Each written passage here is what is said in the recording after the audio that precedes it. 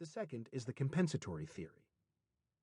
We review the historical development of these two concepts and the objections to them because it shows the persistence of these ideas from the 16th century to the present. We then turn to more contemporary evidence from experimental games and from a survey that we conducted. The contemporary evidence mirrors what we see in historical debates. People care about fairness when it comes to taxation, but across individuals, there are profound differences in how treating people as equals is interpreted.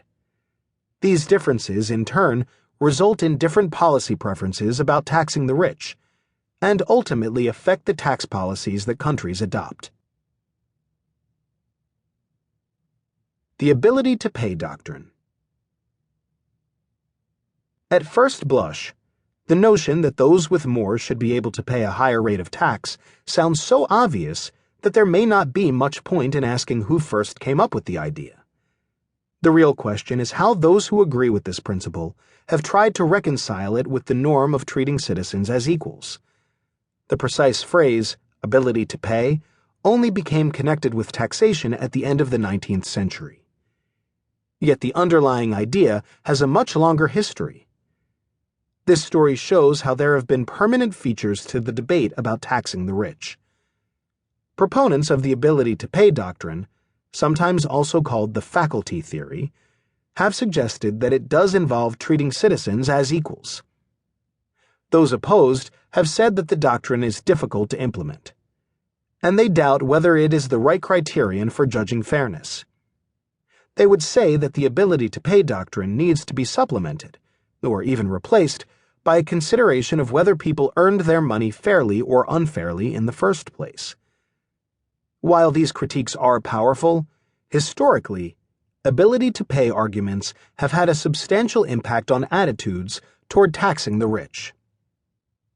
What may be the first modern reference to the ability to pay principle dates from Florence in the early 16th century. The first critiques also date from this era. In 1500, the city's governing council had introduced, or actually reintroduced, a progressive tax on land income known as the decima scalata. The tax was a subject of great controversy, and these debates attracted the attention of Francesco Guicciardini.